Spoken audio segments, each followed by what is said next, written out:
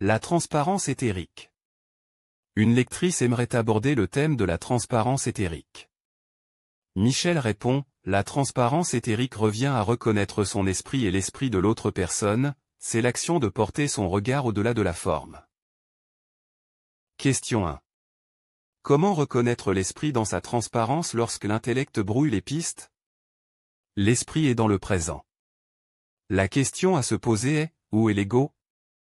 À l'évidence, si l'ego navigue dans le passé ou dans le futur, il n'est pas disponible à son esprit qui se situe dans le présent.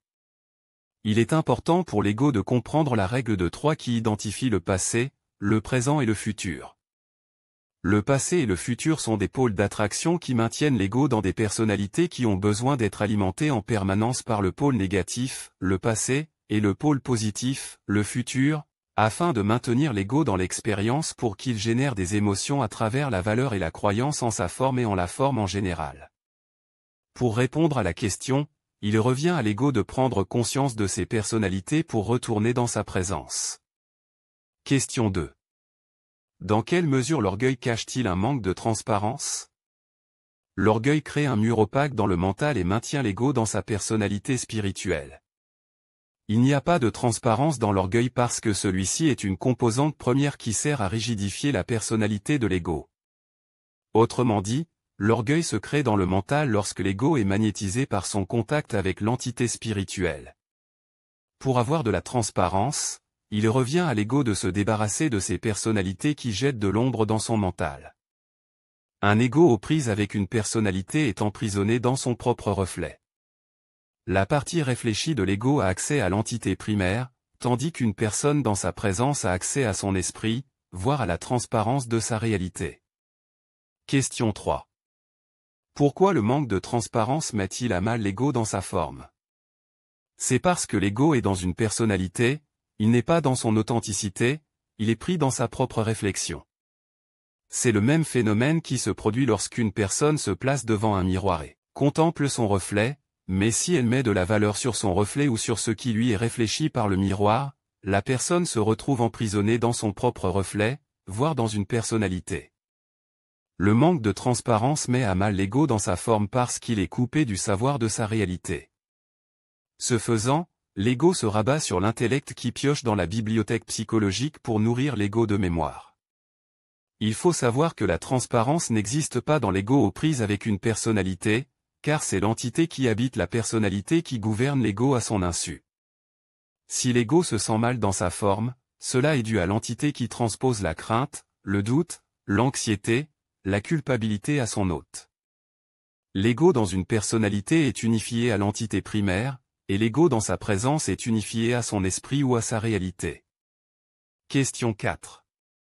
De quelle façon l'ego est-il poussé à dévoiler l'occulte dans sa tête pour devenir transparent? C'est lorsque l'esprit procède au réveil de l'ego dans son mental que l'ego entreprend la marche vers la transparence, parce qu'au fil des intégrations d'énergie éthérique, l'occulte dans le mental lui est dévoilé. Les mini-groupes de discussion MTC permettent aux participants de dévoiler l'occulte dans leur mental. Voici un exemple concret raconté par une participante. Cette personne relate ce qu'elle a vécu pendant et après un mini-groupe de discussion MTC. Quand ce fut mon tour de parler, j'en étais incapable et je savais à ce moment-là que l'entité primaire à travers mon ego était sur le point de se faire dévoiler, j'étais tétanisé sur ma chaise et devais attendre que ce soit fini. Même si je sais que c'est la personnalité qui était visée, mon ego était bouleversé et choqué. J'ai eu l'impression de sortir de mon corps. Je sais que l'ego a besoin d'un choc pour casser une vibration, mais disons que c'était très inconfortable, et j'ai compris pourquoi le partage d'une participante m'a tant troublé. L'esprit se devait de casser l'orgueil devant la place publique. Une mise à mort en direct. 1 heure après le mini-groupe de discussion, j'avais un terrible mal de tête, alors je suis allé m'allonger. Et c'est là que mon ego a subi ce que j'appellerais une opération éthérique de mon mental. J'en ai hurlé de douleur. C'était tellement froid qu'on aurait dit des pieux d'acier qui transperçaient ma tête. J'ai alors compris le sens de « mourir à son mental consciemment ». Même si j'avais voulu me lever, j'étais cloué au lit sans pouvoir bouger. J'ai eu une image d'un casque de métal très épais que je sentais descendre dans ma tête. C'était extrêmement douloureux, car je sentais que c'était des résistances qui se désintégraient carrément. J'ai aussi vu un château qui s'écroulait, et suite à cela, ça s'est calmé. Mais j'en suis encore tout ébranlé, avec un mal de tête intense. Question 5. Le manque de transparence est-il relié à l'insécurité que fait subir l'entité à travers une personnalité? Le manque de transparence, c'est le fait que l'ego soit dans une personnalité. Dans ce cas de figure, l'ego est divisé dans son mental à cause de la diffraction de sa lumière. Il faut savoir que lorsque l'ego n'est pas dans son centre mental, il est dans son intellect. Partant de ce fait, l'ego est sous la gouverne de l'entité primaire, dans le sens qu'il n'a pas accès au savoir de sa réalité. Autrement dit, l'ego, sans le savoir, se rabat sur l'entité primaire via l'intellect qui lui sert d'interface de communication psychologique. Le rôle de l'entité primaire dans cette réalité alternative est de diviser l'ego pour mieux régner sur sa lumière. Il faut savoir qu'à chaque fois que l'ego crée une personnalité, une partie de sa lumière se voit emprisonnée dans celle-ci. Donc, si l'ego a plusieurs personnalités, et d'ailleurs c'est le cas, il n'a plus assez de puissance dans son mental pour se verticaliser. Question 6. De quoi est dénuée la transparence éthérique dans sa partie occulte? La transparence éthérique relève d'une personne éthérisée dans son mental.